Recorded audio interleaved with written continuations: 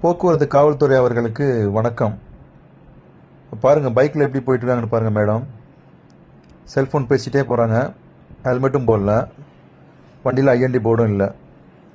அப்போது நான் போய் பக்கத்தில் கேட்டேன், மேடம் ஹெல்மெட் போடலையான்னு.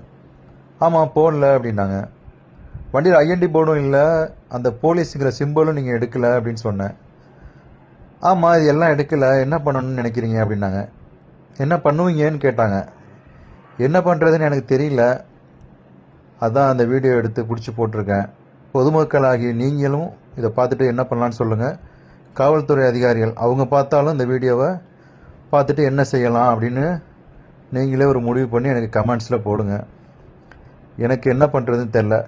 என்னை கேட்டாங்க என்ன பண்ணணும், என்ன பண்ணுவீங்கன்னு கேட்டாங்க.